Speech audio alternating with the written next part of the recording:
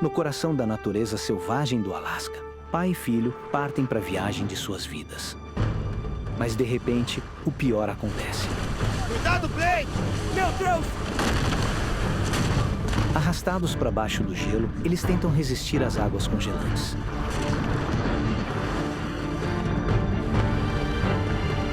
Mas você tem que nadar! Eles perderam tudo. Agora estão à mercê de predadores famintos. O filho encara um dilema desesperador. Esperar com o pai por um resgate que talvez nunca chegue. Ou deixá-lo e tentar percorrer quase 100 quilômetros em um terreno hostil em busca de ajuda. Na época do ano, alguns trechos ainda estão congelados. Quanto mais a gente avançava, mais a gente encontrava gelo. Não parece que vai melhorar. Você acha que a gente devia parar? A correnteza vai ficando mais forte e Blake tem mais dificuldade para controlar o bote. Ficava tentando olhar a cada curva para descobrir qual caminho a gente devia tomar. Foi quando eu descobri que, na verdade, a gente não tinha como escolher. Agora, eles estão à mercê da correnteza. Vamos ter que atracar o bote. Tô tentando, mas não consigo desacelerar.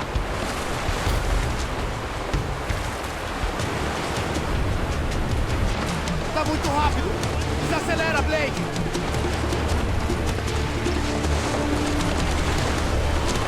Segura, pai! Meu Deus! Foi um momento de puro pânico e aconteceu muito rápido. Mal deu tempo para pensar. Só o que me lembro depois é de ser puxado para baixo do gelo. Foi bem pouco tempo para perceber o que tinha acontecido. Socorro! Só percebi que era um problemão.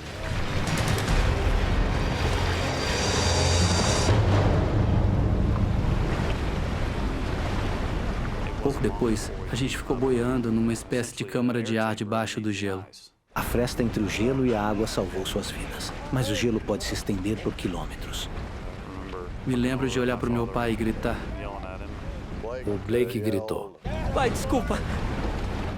Claro que não era culpa dele. Pai! Blake consegue segurar a mão de Neil, Segura! mas a correnteza está muito forte. Pai! Seu pai é arrastado pelas correntes debaixo do gelo. Pai!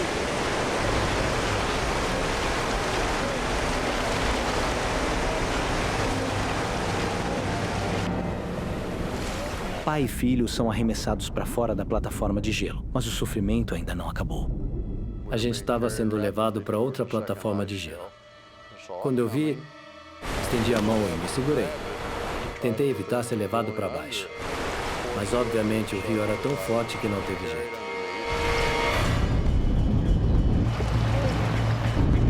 E o teto dessa plataforma é ainda mais baixo que o da anterior. Na segunda plataforma, não tinha como respirar. Achei que eu já tinha dado meu último suspiro. Meu pai e eu ficamos com muitos arranhões na parte de cima da cabeça, porque a gente tentava a todo custo encontrar um espaço para respirar. Para mim, não tinha uma forma pior de morrer do que se afogando. E eu só conseguia pensar que era daquele jeito que eu ia morrer. Depois de ficar submerso por uma eternidade, só lembro de boiar e respirar bem fundo.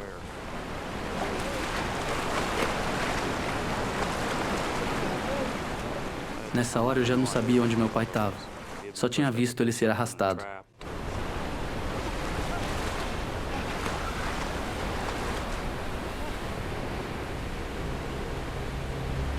Pai! Meu Deus, e agora?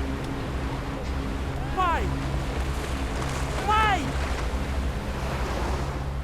Eu não sei se eu ia conseguir chegar para minha mãe e para minha família e dizer que meu pai tinha morrido, caso eu sobrevivesse.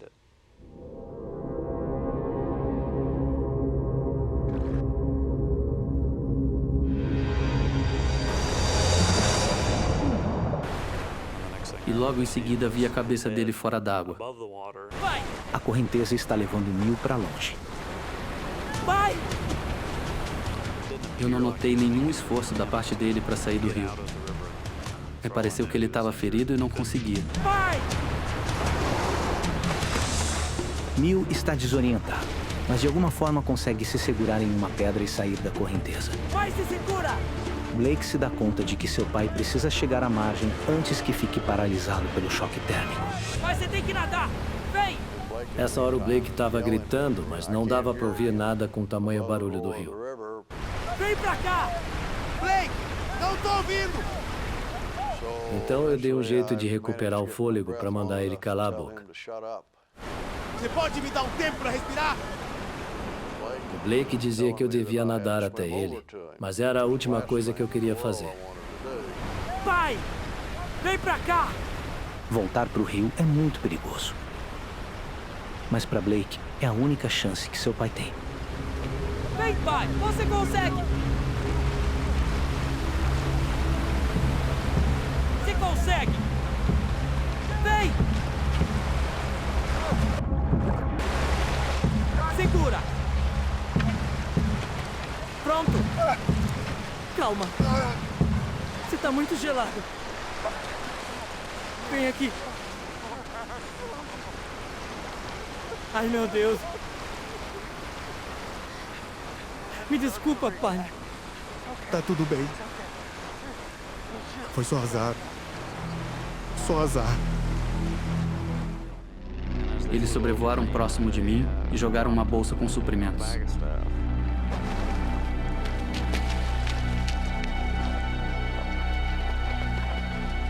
A bolsa contém mantimentos e um rádio de comunicação.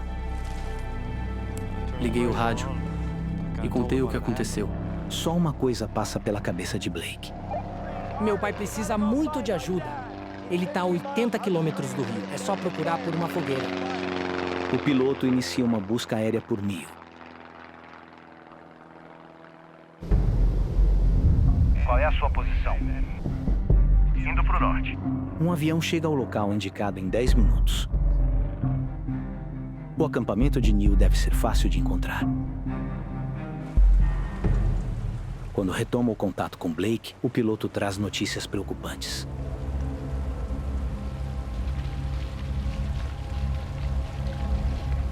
Não, você precisa voltar! Precisa encontrar ele! Ele não pode sair, tem que estar lá! Você não procurou direito! Ele nem consegue andar! Fiquei preocupado com ele. Era pro meu pai estar visível. Procura meu pai! Eu caí de joelhos. Blake escolheu não seguir o conselho do pai e o deixou por conta própria. Agora encara uma possibilidade assustadora: que seu pai está morto.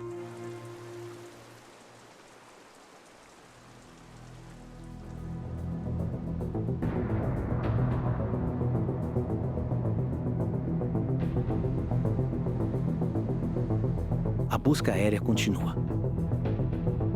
Mas numa região tão extensa, o acampamento de Neil se mostra difícil de localizar.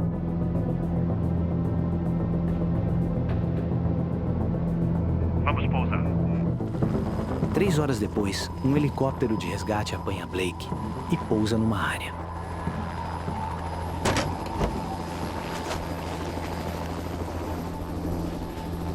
Neil? Neil? Tudo bem?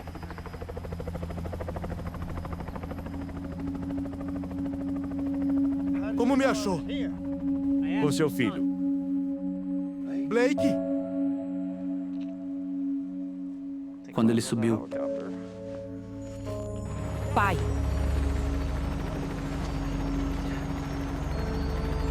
Me desculpa. Me desculpa. só o que eu consegui dizer foi: pai, você tá só o bagaço. Você também não tá grandes coisas. Fiquei muito feliz de ver ele. Muito mesmo. A gente já pode dar o fora? Vamos pra casa. Aí partimos. juntos de novo. Mais tarde, eles descobriram que a região do acampamento não estava na rota de nenhum voo local. Nas profundezas de um desfiladeiro em Utah, um fim de semana entre irmãos se transforma em um pesadelo. Ah, meu Deus! Um erro simples deixa um irmão gravemente ferido. Foi a pior dor que senti na vida. Encharcado, congelando e a quilômetros da saída, o outro irmão não tem escolha a não ser encontrar um jeito de sair dali sozinho. Cada vez mais foi piorando e piorando. Mas num terreno tão perigoso, ele consegue escapar. Ele consegue trazer ajuda antes que as condições abaixo de zero matem seu irmão ferido. Socorro!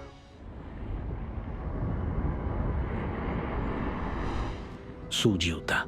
Esta paisagem icônica do oeste é o resultado de 25 milhões de anos de erosão do arenito, que deixou desfiladeiros profundos repletos de pedras e poças gélidas de água.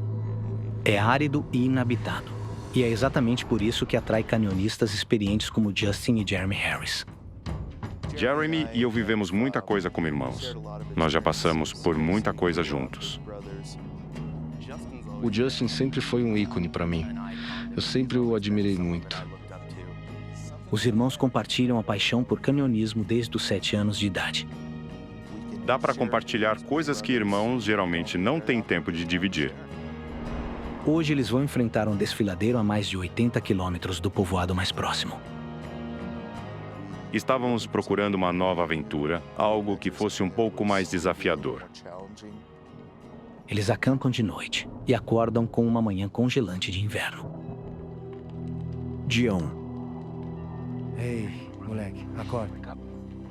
Que horas são? Hora de ir. Já fazia um tempo que a gente não saía para fazer trilha. E novembro era, sabe, um pouco mais tarde do que a gente gostaria. Que frio! Já tínhamos feito várias trilhas no inverno. Então, não era algo que a gente não conhecia, mas era algo que complicava demais as coisas. Tem certeza que quer fazer algo hoje? Pensei nessa pergunta, e era isso mesmo. Talvez parte de mim, como irmão mais velho, pensasse que eu deveria decidir tudo. Claro, e você? Também quero. Já estamos aqui, né? Eu tomei a decisão de que, naquele dia, íamos continuar a trilha. Verificamos todo o nosso equipamento. Precisávamos garantir que tínhamos todos os acessórios necessários, que as cordas estavam prontas para uso. Nosso caminho iria subir em direção ao cume e depois descer para a Baptist Draw. Naquele momento, sabe, teve aquela sensação de euforia ao percebermos que tínhamos decidido seguir com isso.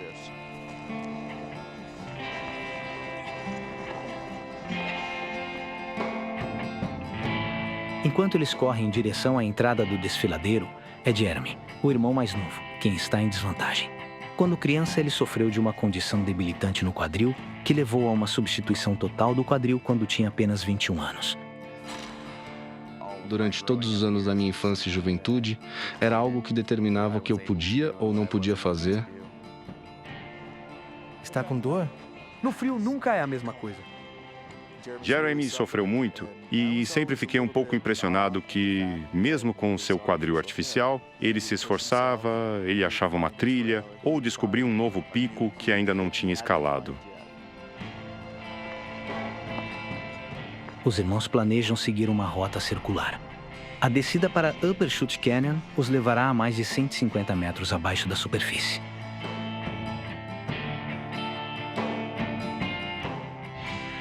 Para sair, devem procurar o desfiladeiro lateral na Chute Junction. Estávamos descendo os barrancos, pulando de pedra em pedra, simplesmente seguindo com o nosso caminho. As notas da trilha dizem que a rota deve levar cerca de 8 horas. Os irmãos sabem que precisam completá-la bem antes de anoitecer. O terreno perigoso e as chances de enchentes repentinas tornam um desfiladeiro estreito um lugar impróprio para passar a noite. Vamos esperar? O quê? Vamos esperar o quê? Não sei. A água parece bem fria. Tem uma técnica em que colocamos as costas contra um lado da parede de rochas e os pés contra o outro, e assim vamos passando sobre a água que corre lá embaixo. Conforme o desfiladeiro ficava mais e mais técnico, começamos a levar cada vez mais tempo para passar pelas partes que precisávamos.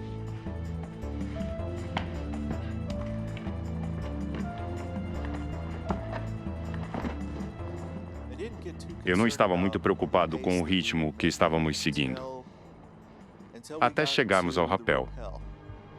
É isso? É isso. A queda é íngreme demais para uma descida comum. Eles precisarão usar cordas. Pude sentir o vento gelado soprando do fundo do desfiladeiro. Naquele momento foi quando comecei a ficar nervoso. O Justin nunca tinha praticado rapel antes. Nunca tinha sequer colocado um arnês. Qual é a profundidade disso? Uns 2.000 metros, pelo menos. Você é o irmão que eu menos gosto. Eu sei.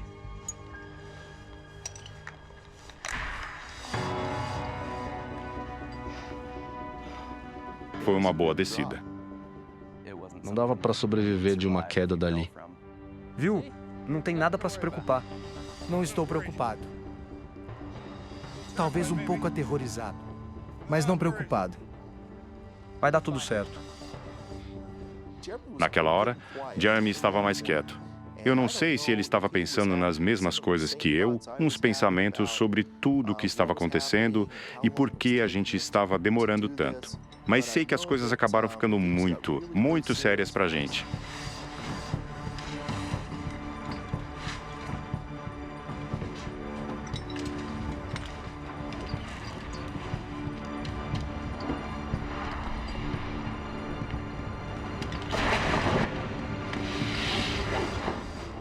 Foi um alívio imenso que senti quando meus pés tocaram no chão. Eu pensei, bem, não foi tão ruim assim.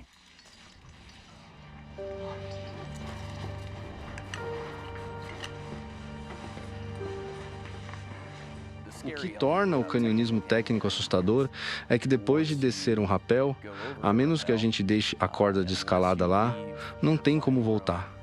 A gente não tem escolha a não ser continuar. O desfiladeiro provou ser muito mais difícil do que os irmãos esperavam. E agora estão horas atrasados no cronograma. A tensão estava aumentando. A pressão era grande. Precisávamos mesmo seguir em frente. Bem, não andamos mais que uns 90 metros e encontramos uma enorme pedra bloqueando o caminho. Isso não está nas notas da trilha. Se transformou numa barreira que a gente precisava escalar e ultrapassar.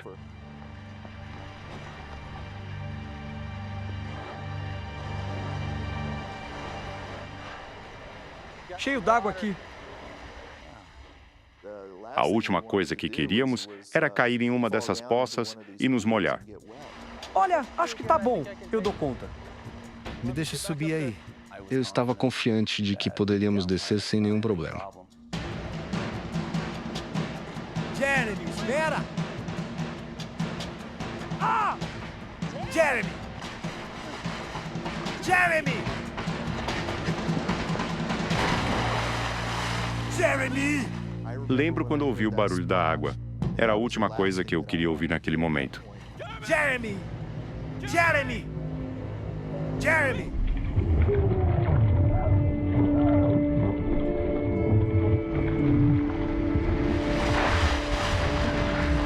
Jeremy! Você tá bem? Você tá bem? Não acredito que fiz isso! Aguenta aí, estou chegando. A hipotermia e o congelamento eram uma preocupação importante. Era final de novembro e estávamos em Utah. Não sei exatamente qual era a temperatura durante o dia, mas estava bem abaixo de 0. Tô congelando. Não tem como escalar para sair daqui. É só a gente andar rápido e voltar pro acampamento.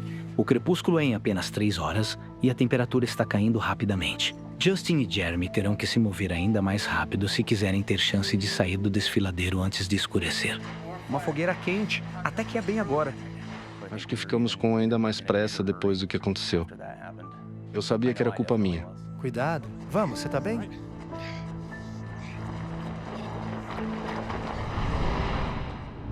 E agora o tempo, que foi piorando o dia todo, muda drasticamente para pior.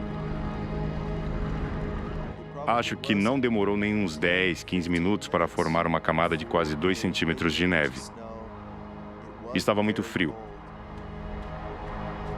Nos deparamos com mais uma enorme pedra bem no meio do caminho. Lembro de olhar para baixo por cima dela, ver aquela poça e pensar: ah, que ótimo, água de novo. Acho que esse desfiladeiro não vai com a nossa cara. Pois é. Ele não gosta da gente. Foi uma descida muito complicada, mesmo não sendo muito longe. Tinha muito poucos apoios e pouquíssimos lugares para ficar durante a descida. E era difícil de pisar. Estava tudo escorregadio por causa da neve.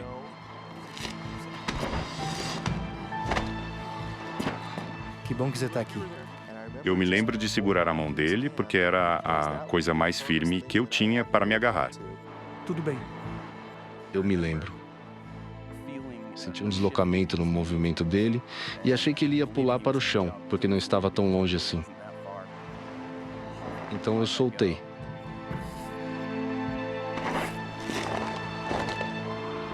E tudo que sei foi que eu caí lá embaixo.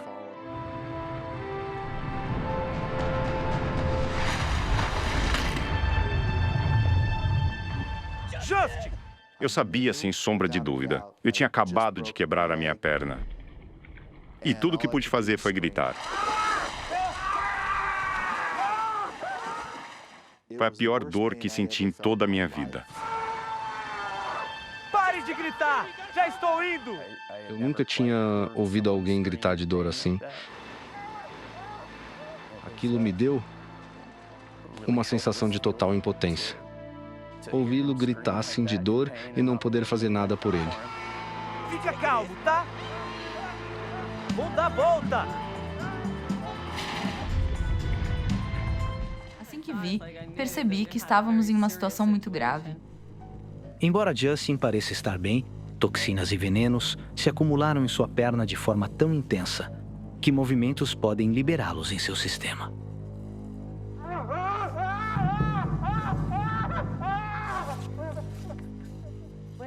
Quando o sangue não circula constantemente pelo seu corpo, ácidos se acumulam e, se forem liberados rápido demais de volta ao sistema, eles vão para o coração e podem matar.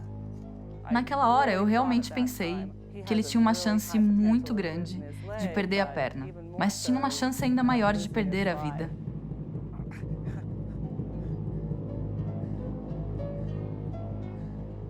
E aí? Tá muito ruim? Vou aplicar morfina antes de te movermos. Naquele momento, eu sabia que estava realmente mal. Preciso tirar meu paciente daqui agora mesmo. E que eu provavelmente estava em uma situação muito pior do que eu pensava. Ei, obrigado. E isso foi meio difícil de engolir. Pronto para ir.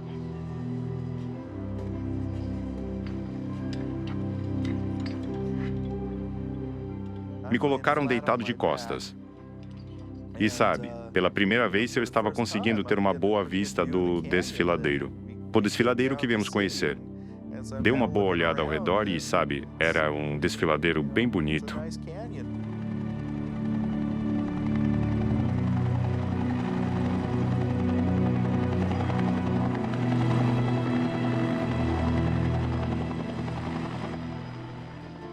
Quando finalmente passei pela beira do paredão do desfiladeiro, tudo o que vi foram várias faces desconhecidas. Todos estavam me olhando, todos estavam sorrindo.